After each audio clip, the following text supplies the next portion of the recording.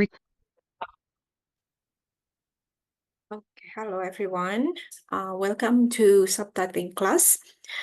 Today we are going to discuss about the translation of culture-bound terms.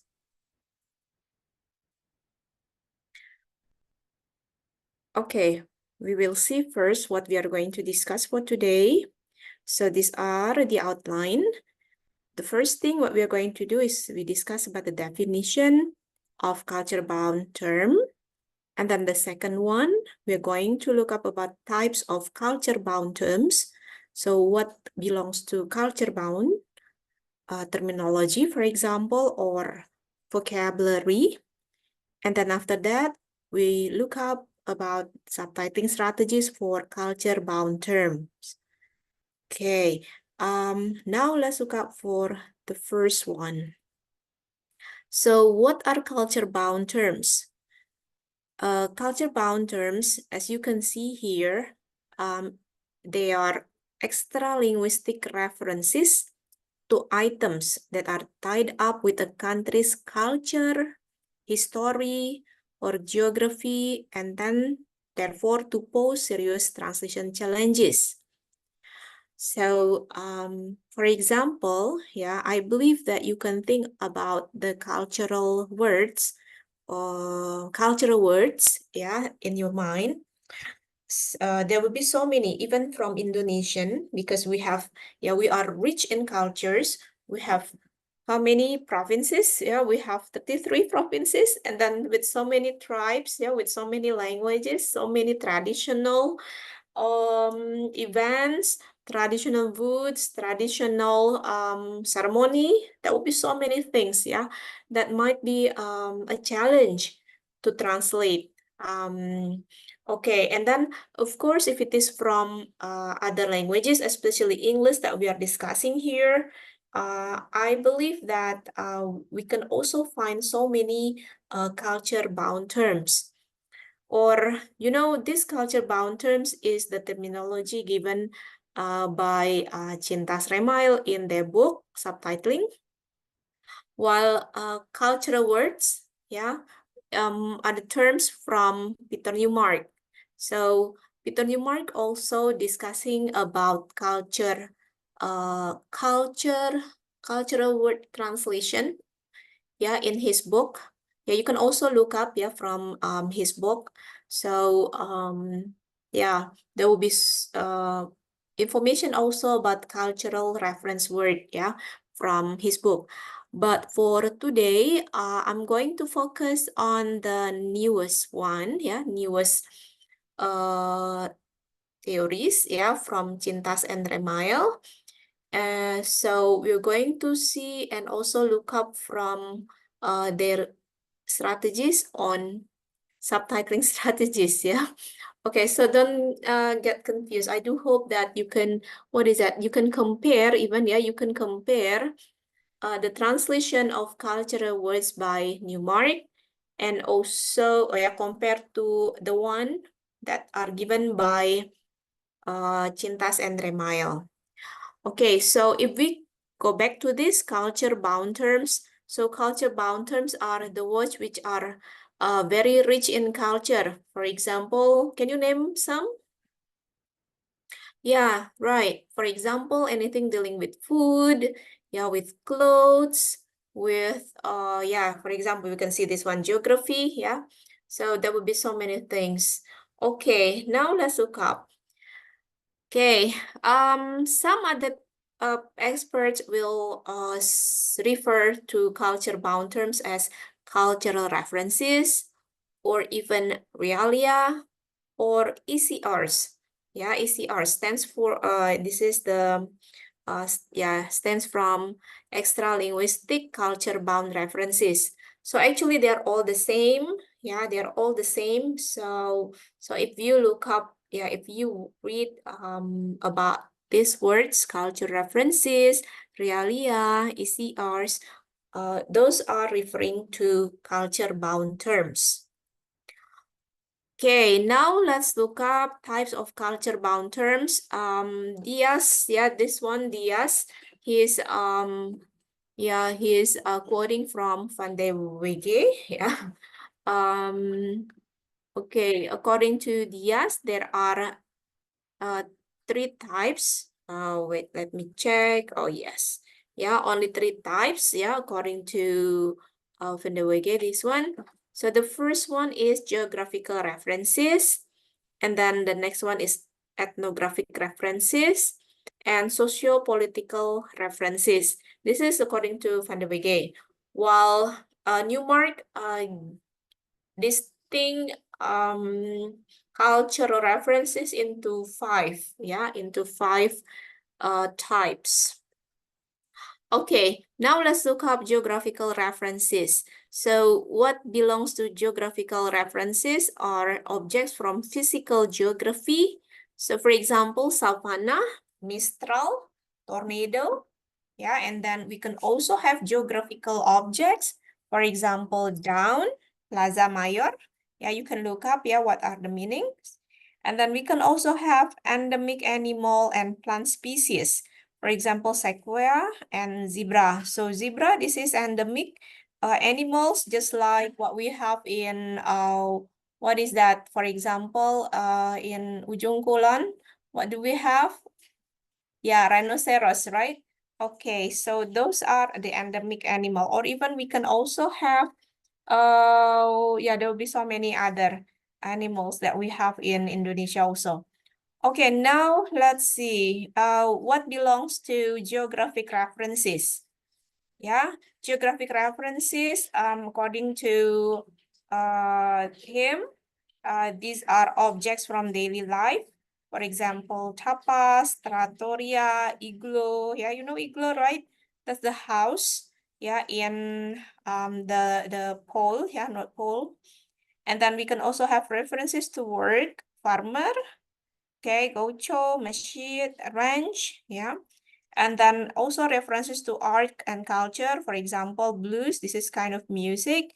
Thanksgiving, this is what is that? An event in the US culture. And we can also have Romeo and Juliet, for example.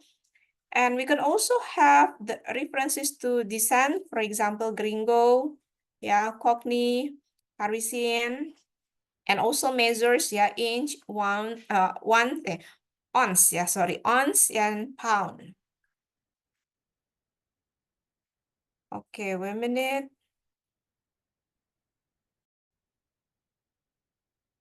Okay, now let's look up, yeah.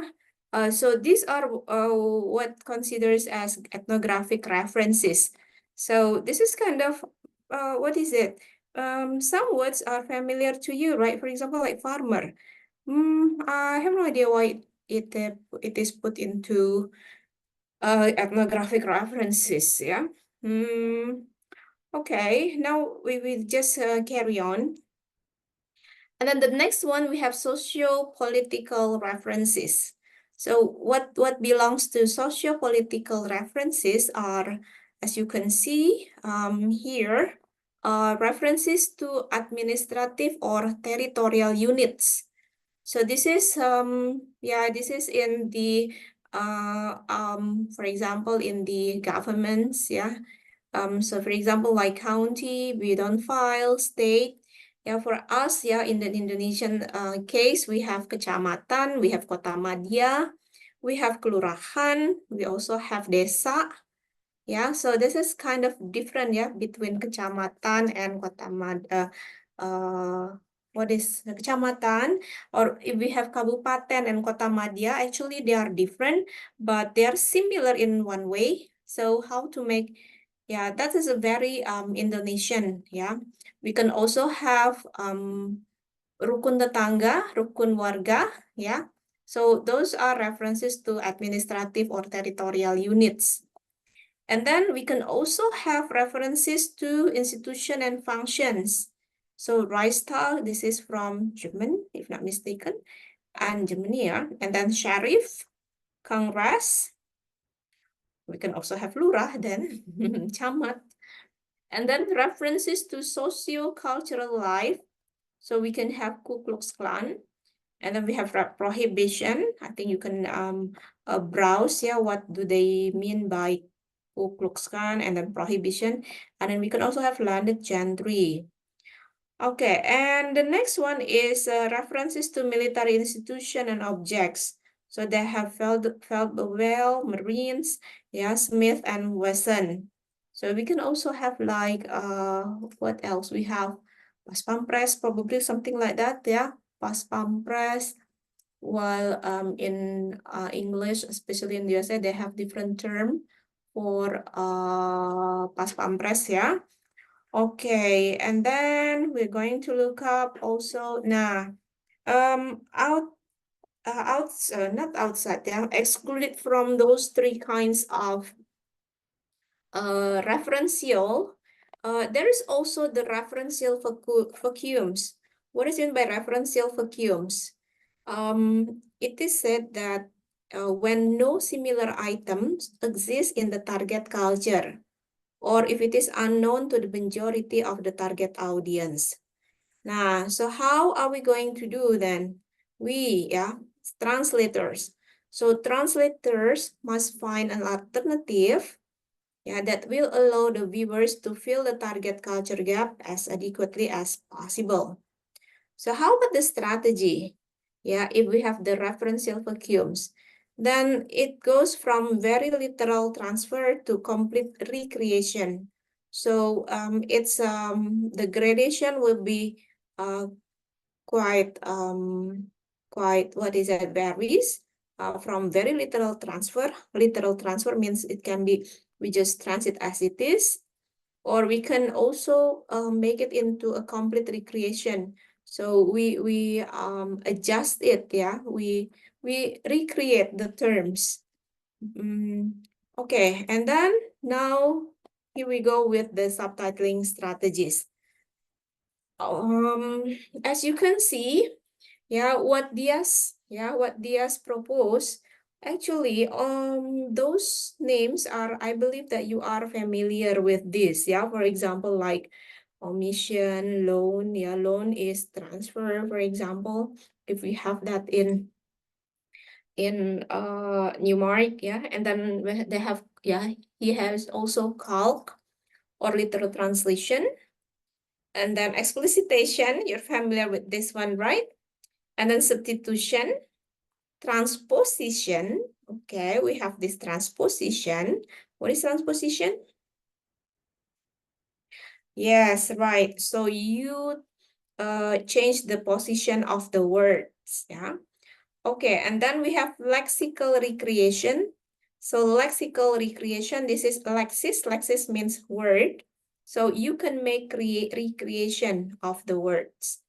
And then the next one is compensation and omission, and then addition. Okay. All right, now we're going to look up for some examples. So if it is loan, no translation is possible. Because why? Because both languages use the same exact word.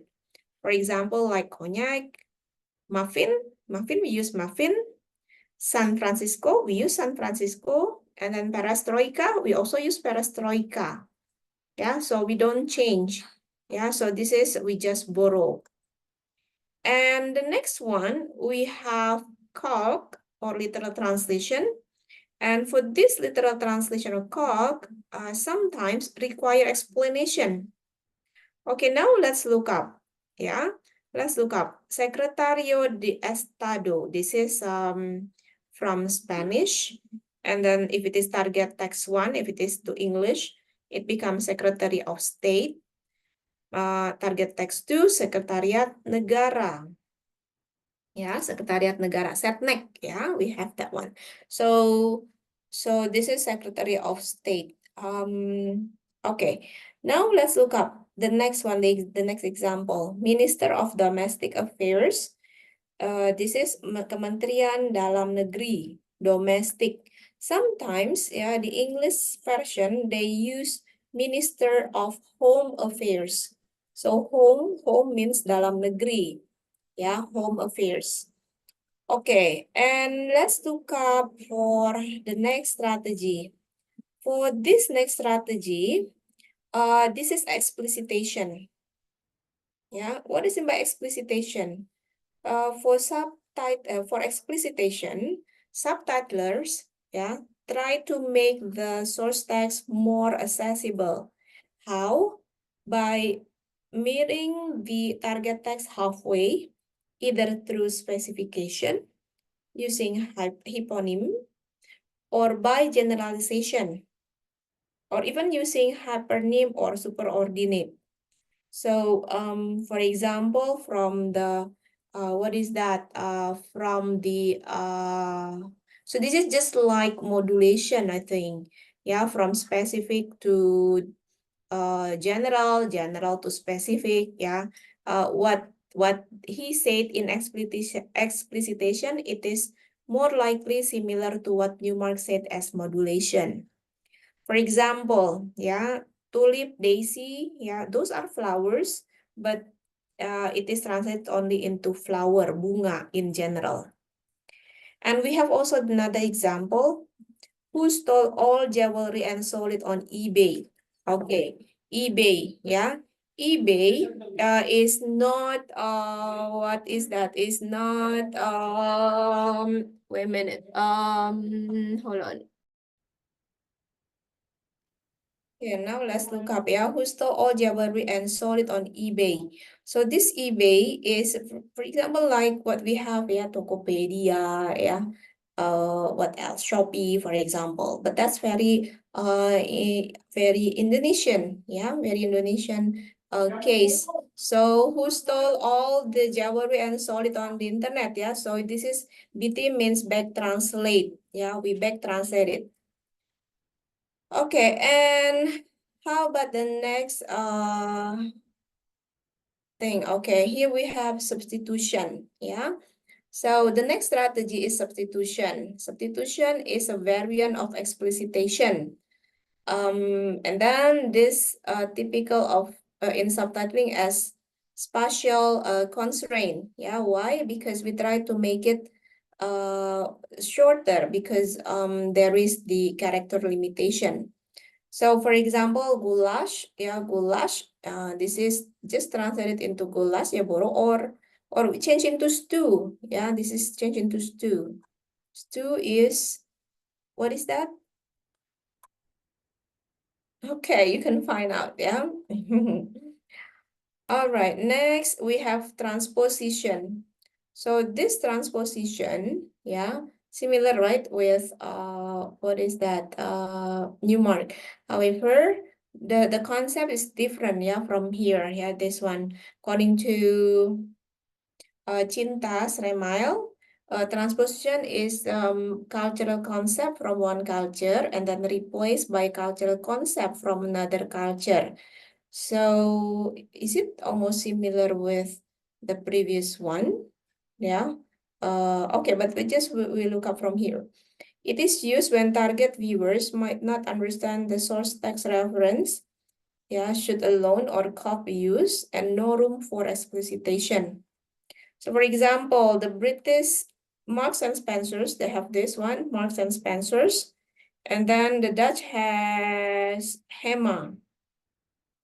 And let's look up. Hey Travis, have you got a change for nickel? Nickel, and then when it is back translate, you change for 5 cents. If it is back translate, you can, for example, if we have it into Indonesian, we can change into 5 cents, or how is that? Can we change it into the other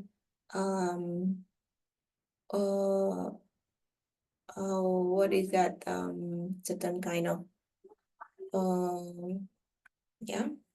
okay, all right, next let's look up.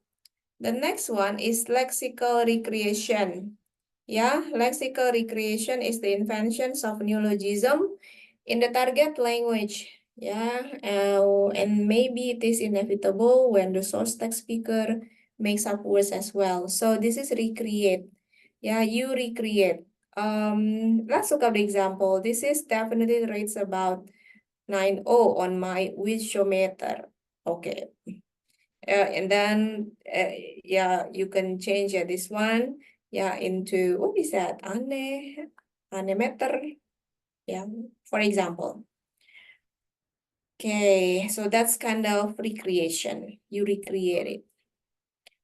And the next one is compensation. So for compensation, it is making up for translational loss in one exchange by over-translating or adding something in another.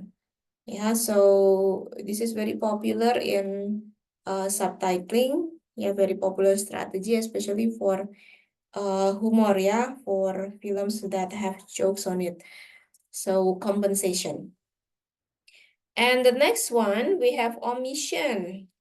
Okay, omission. Yeah, this strategy is often unavoidable because why? Because we have space. Yeah, so the problem is usually because of space limitation, and also because the target language doesn't have the corresponding terms. We cannot find the corresponding terms.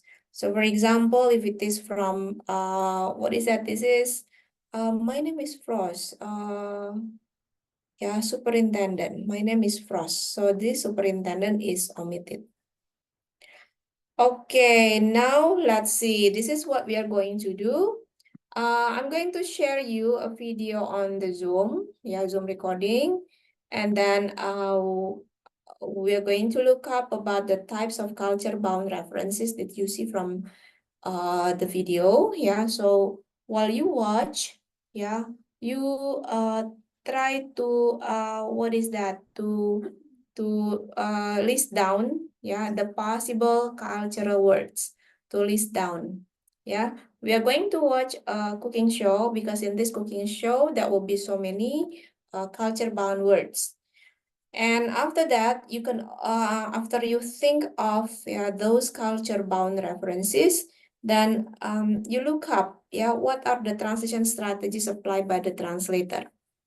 If you want to use the strategies that I just shared to you, you can use it. Or if you want to look up from Newmark's cultural reference translation techniques, for example, then you can also refer to his book, but you need to to read by yourself. Yeah, you need to give extra time to read to understand what Newmark mentioned in in the translation techniques for subtitling or for translating cultural reference word. Okay, now we're going to watch the video. This is from Cook at All Costs.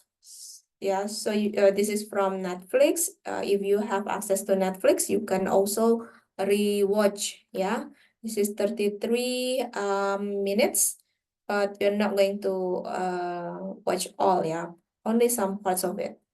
Okay, now be ready with your pen or pencil. Yeah, and then take notes on the on the cultural words and also the translation. Yeah, this is in Indonesian. Yeah, the subtitle will be in Indonesian, so you can point out how are they translated. Okay, are you ready? Yeah, I'm going to play the video.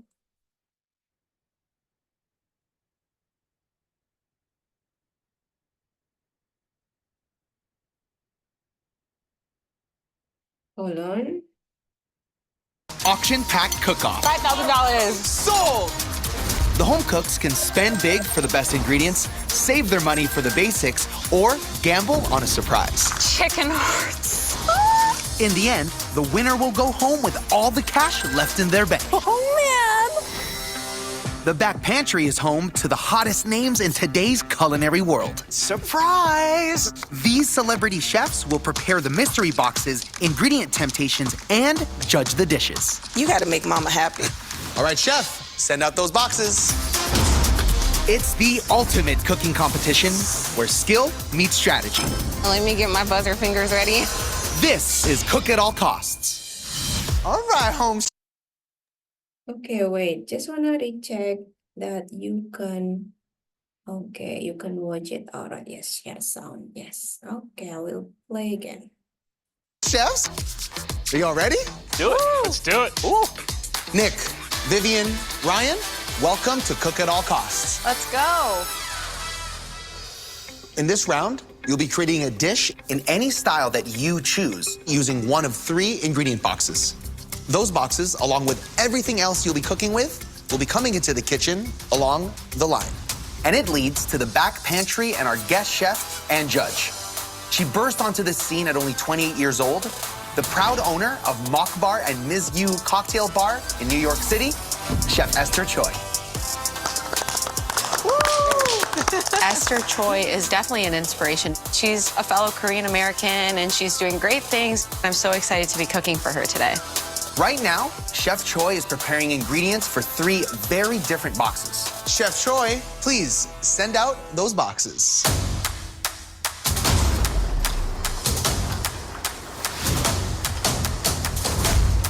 You'll start by using your bank of $25K to blindly bid on these 3 ingredient boxes.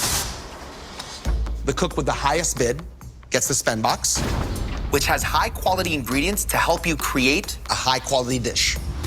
The lowest bid gets the save box, which is made up of basic grocery items, so you're gonna have to get creative with it. And the cook caught in the middle gets the surprise box, which contains unique ingredients that'll really put your skills to the test. But in the end, only one of you will win and walk away with whatever cash you have left in your bank. Okay, you'll have to enter a minimum bid of $2,500, and you can lock in your bids now. My bidding strategy is to bid low because I feel more comfortable with the save box. I'm not like a lobster caviar guy. I have 2 little kids. I have daycare costs. Come on, I mean, we're not doing that kind of thing. I really want the spend box because I want to make a splash in the first round, so money is no object. Okay, Ryan, let's take a look at your bid. $3,500. Someone's trying to spend. All right, Nick. $2,510. $10 over the minimum. I see where you're going. And Vivian, $2,501. Oh, okay. That means, Ryan, you bought the spend box, and your bank has been adjusted accordingly. Vivian, you bought the save box. And Nick, I hope you like surprises. We'll find out. Home cooks, you have 45 minutes to make your dish. But be ready, because you never know what ingredients Chef Choi might be sending down the line that you will have the opportunity to bid on. Nick, Vivian, Ryan, are you ready to cook at all costs? Ready. Ready? Oh, yeah. Well, good, because your time starts now.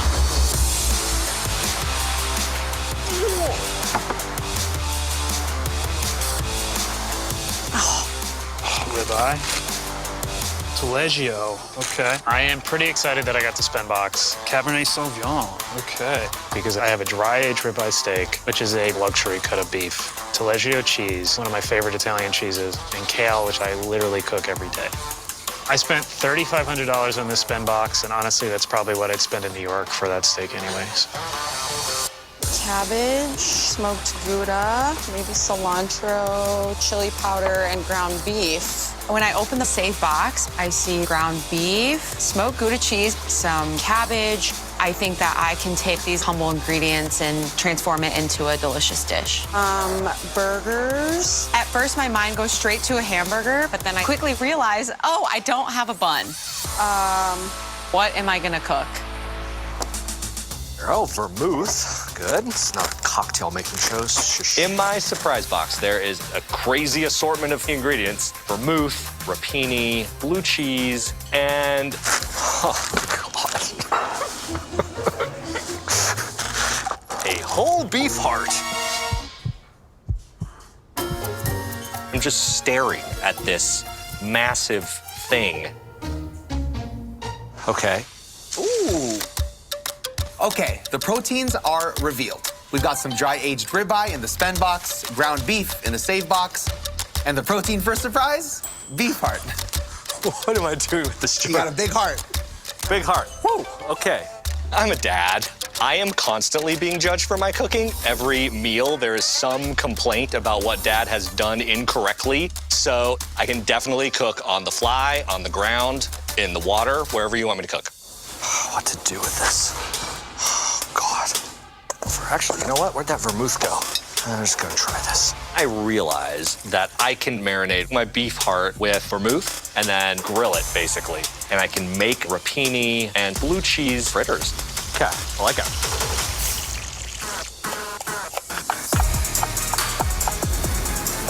My steak seasoned. I know what I'm gonna do with the steak. I don't want to throw it on the grill because I want a nice brown crust on my ribeye. And with some sort of Taleggio steak sauce. And then a sauteed kale. I was a semi-professional rugby player for years. Competition is something I've been doing my entire life. I'm hoping to show Chef Choi that I know how to cook a luxury cut of beef. Saying I'm a Michelin star cook is probably being a little too immodest, but I would describe myself as having Michelin star talent. I cook these all the time.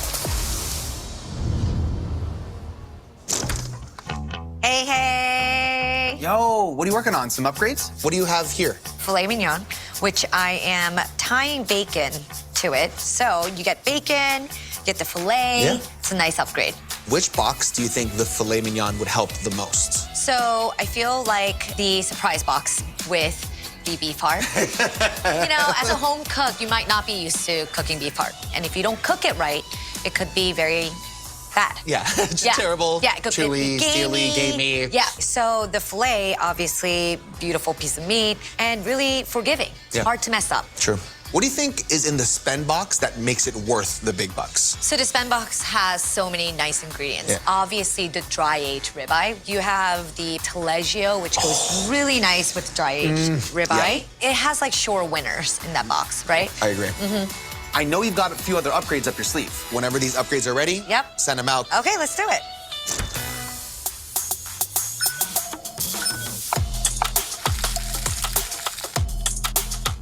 I'm very competitive. I've run 7 marathons. I was in the marching band in college where you had to compete for a spot on the field every single week, and I came here to win, so I'm gonna give 150% to this competition. I am gonna make meatballs stuffed with the Gouda cheese. A burger's out of the question, so my next thought is a meatball. I'm making smoked Gouda stuffed fried meatballs with a tangy slaw. But the biggest challenge with my save box is that I'm missing a starch.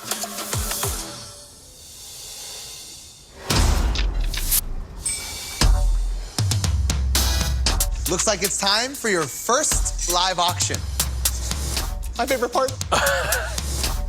My strategy for this auction is to bid on ingredients that I need, but I'm also going to bid on ingredients that the other contestants need just to drive up the price a little bit. Your first item up for bid is yellow potatoes. Meat and potatoes, perfect pair. I need to get those. The opening bid is $500, and the auction starts now. We got 500 going to Vivian. Do I hear 600? Do I have 700? Do I have 800? Do I have 1,000? 1,000 going once, going twice. Sold. Sold to Vivian. $1,000 for potatoes? All right, the next upgrade is heavy cream for $800. This could really add some richness to your dish. Oh my God, I actually could use cream, like right now. I could make a sauce out of it, which would be unbelievable. I really need a liquid dairy component to pull my kale together. I'm going to pay whatever I need to pay for it. $800 for heavy cream. Oh, there it is, $800 for heavy cream. Do I have 1,000? Oh, $1,000, Ryan wants the cream, I love it. He's just trying to mess with me. 1,000 for heavy cream, going once, going twice. Sold for $1,000 to Ryan for 16 ounces of heavy cream. Congratulations. Wow. My goal is to leave the show with as much money as possible. So, fine, take it, dude. Enjoy that cream, sir. Enjoy that cream. You know what? I want to have some fun. So up next, I'm not going to tell you what it is. It's a blind bid. Let's just start the bidding at $700.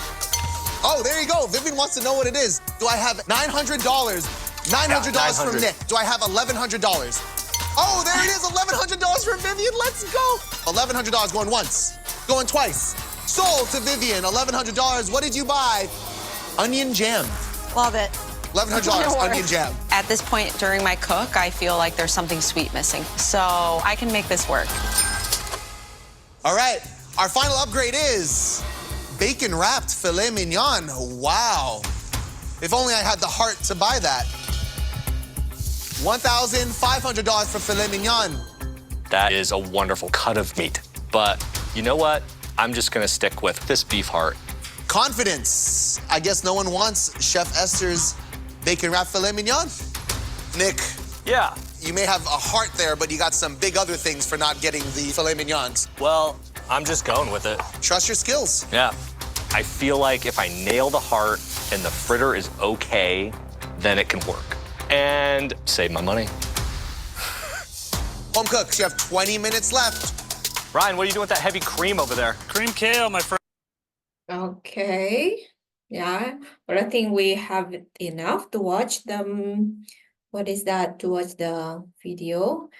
Nah, yeah, let's look up, guys, again. So just like this, yeah, heavy cream, cream kental. Is it cream kental?